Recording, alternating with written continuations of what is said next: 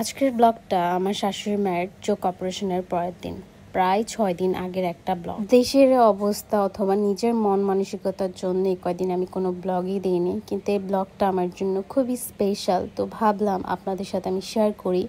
কেন স্পেশাল সেটা তো এই ব্লগে বলবই। তার পাশাপাশি আমার শাশুড়ি মায়ের চোখের অপারেশন কেন করিয়েছি এটা অনেকেই জানতে চেয়েছেন, কি প্রবলেমের কারণে অ্যাকচুয়ালি করানো হয়েছে, সব কিছুই এই ব্লগে বলবো। তো চলো দেখে আসি আজকের ব্লগ।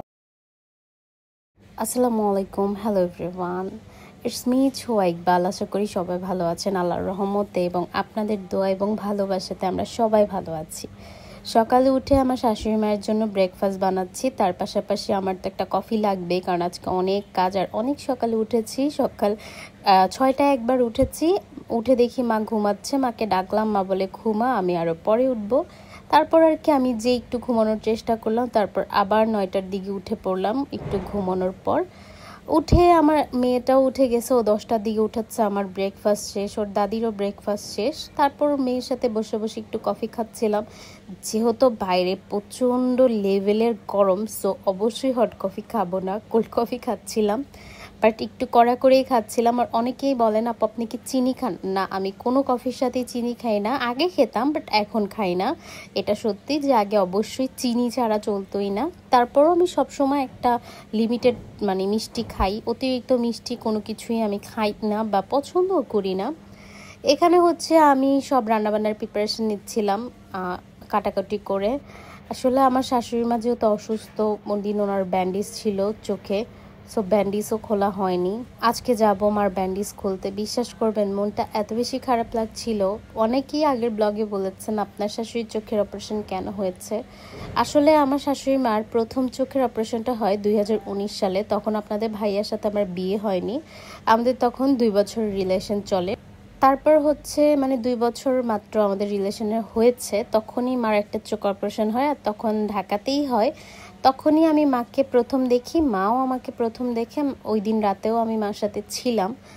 যেহেতু আমাদের বাসার সবাই রিলেশনের ব্যাপারটা জানতো আর আমার মাও জানতো, সো আমার শাশুড়ি যেহেতু চোখ অপারেশন আর ভবিষ্যতে যেহেতু তার ছেলের সাথেই আমার বিয়ে হবে, সো আমার মা বাবা কেউই হচ্ছে, বাবা জানতো না, মা আর কি ওরকম বাবা জানতো না বলতে ওই দিন রাতে থাকবো সেটা জানতো না, বাট আম্মু জানতো। আম্মু বলেছে যাও, কোনো সমস্যা নেই। পরে আমার ভাই আমাকে দিয়ে গিয়েছিল। তারপর আমি আমার শাশুড়ি মার সাথে রাতটা ছিলাম হসপিটালে, সকালে আবার বাসায় চলে গিয়েছিলাম। এখন আবার দ্বিতীয় চোখের অপারেশনটা এই 6 বছর পর করানো হয়েছে, কারণ মার চোখে হচ্ছে সানি পড়েছে। সানি পড়ার কারণে মা কয়েকদিন ধরে একদমই দেখতে পারতেছিল না, এক কথায় অবস্থা খুবই খারাপ ছিল। এই জন্য তার অপারেশনটা দ্রুত আমরা করে ফেলি ঢাকায় আসার পর। আমার শাশুড়ি করতে যাচ্ছিল না, বাট আমি মাকে বলছি না মা, আমি কোনো রিস্ক নিতে অ্যাকচুয়ালি চাই না। ওষুধ ড্রপ এগুলো দিয়ে হয়তোবা সাময়িকের জন্য কমবে, পরে হয়তোবা আবার সে প্রবলেম দেখা দিবে। সো আমি চাই অপারেশনটা হয়ে যাক, আপনি সুস্থ থাকেন অ্যাটলিস্ট, কারণ আপনি ছাড়া আমার আপন বলতে এখন কেউই নাই। কারণ আমার মা যেহেতু নেই, সো মা না থাকলে পৃথিবীতে প্রত্যেকটা সন্তানই একা। আর যদি আপনার শাশুড়ি ভালো হয় মার পরে, তখন আপনি দ্বিতীয় মা পাবেন। এটা যাদের শাশুড়ি মা ভালো তারা অবশ্যই জানেন। আলহামদুলিল্লাহ, ভিডিও করার জন্য অথবা মানুষকে শোনানোর জন্য না, যেটা সত্য সেটাই।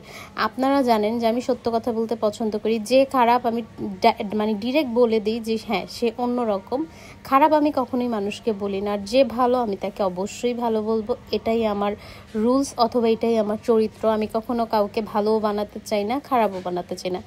যে অ্যাকচুয়ালি যেমন আমি সেটাই বলি। রান্না বান্না খাওয়া দাওয়া শেষ করে চলে এসেছি মার চোখ কাটানোর জন্য। সো অনেক সিরিয়াল ছিল, তো মাকে বসায় আমি চলে গিয়েছিলাম হচ্ছে ছবি তোলার জন্য।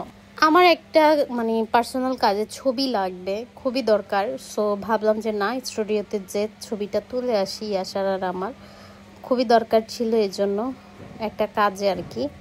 এখানে আসার পর যা হয়, ছবিটা খুবই বাজে হয়। তারপরের দিন আবার যেতে হয়েছিল। যাই হোক, সেটা আরেকটা ব্লগ আপনাদের সাথে শেয়ার করবো না।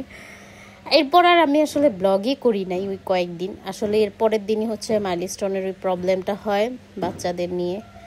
আসলে আমরা কোন দুনিয়ায় বাস করি আসলে জানি না, আমাদের দেশ কতটা আসলে সেফ। কি হয়ে গেল কি থেকে, আসলে আমাদের বাচ্চাদের আমরা কোথায় দিব বা নিজেরাই কোথায় থাকবো বলেন তো? যেখানেই যাবেন সেখানেই দুর্ঘটনা, যেখানেই যাবেন সেখানেই আতঙ্ক। আমি জাস্ট ওই ঘটনার পর আপনাদের ভাইয়া যখনই অফিসে যায় আমি এত বেশি আতঙ্কে থাকি, ট্রাস্ট মি, আমি ওকে ফোন দিই না সহজে। এখন আমি ওকে মানে 1-2 ঘন্টা পরপরই ফোন দিই, তুমি কি করো, কি করতেছো, কারণ হচ্ছে এই জিনিসগুলো আমাকে মানে খুব ভয় পাইয়ে দিয়েছে।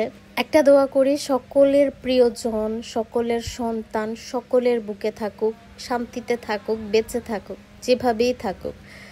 যাই হোক, আমি নিচে গিয়েছিলাম আমার জন্য চশমা কিনতে, তার পাশাপাশি আসার জন্য কিছু খাবার। ডক্টর দেখার পর বললো আলহামদুলিল্লাহ আমার শাশুড়ির চোখ এখন ভালো আছে, অনেক সুন্দর, আর এবারের অপারেশনটাও ভালো হয়েছে। মাও বলতেছে তার চোখে কোনো প্রবলেম নেই। সো এটাই আমাদের কাছে সবচেয়ে বড় পাওয়া, যে মা হ্যাপি আর তার চোখেও কিছু হয়নি। বাসায় আসার পর নানান ধরনের কাজ করার পর আমি ভাবলাম যে না, এখন একটা কফি না খেলেই না। কিছু বোবা পার্ল দিয়ে একটা সুন্দর কফি বানালাম, একদম হচ্ছে কোল্ড কফি, একটু কড়া করে।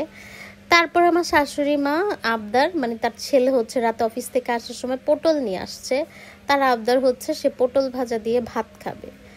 সো আমি যেহেতু রাতে তেমন একটা ভাত খাই না এখন, সো ভাবলাম যে না, মার যেহেতু খেতে ইচ্ছা করছে পটলটা ভেজেই দিই। আপনাদের ভাইয়া ফ্রেশ হতে হতে মাকে হচ্ছে পটল ভেজে দিব। আর আমার শাশুড়ি মা এই ভাজা ভুজি, তারপর হচ্ছে ভর্তা টর্তা এগুলো খুবই পছন্দ করে। সো আমি যেহেতু এই আশাকে নিয়ে অত বেশি ভর্তা টর্তা বানাতে পারি না, আর সত্যি কথা বলতে আমি তো ভর্তা টর্তা পারিও না বানাতে, যতটুকু পারি মাকে হচ্ছে খাওয়ানোর চেষ্টা করি তার পছন্দ মতো। সো পটলগুলো সুন্দর করে কেটে এখানে হচ্ছে কেচে নিয়েছি, তারপর এটাকে এখন ভাজবো। সো অনেকেই জানেন না যে আমি কিন্তু আগে কোনো রান্নাই পারতাম না। অনেকে ভাবেন আমি মনে হয় রান্নায় অনেক পারদর্শী, আসলে না, আমি কোনো রান্নাই পারতাম না। এমনকি আমার সংসার হওয়ার পর আমি রান্না শিখছি, আগে তো কিছুই পারতাম না।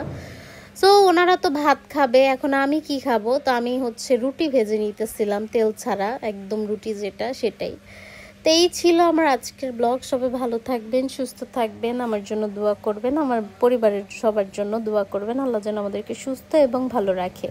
আর হ্যাঁ, যারা আমার ইউটিউব চ্যানেলের নাম জানেন না, আমি বলে দিচ্ছি, ছোঁয়া ইকবাল ড্রিম ব্লগস আমার ইউটিউব চ্যানেলের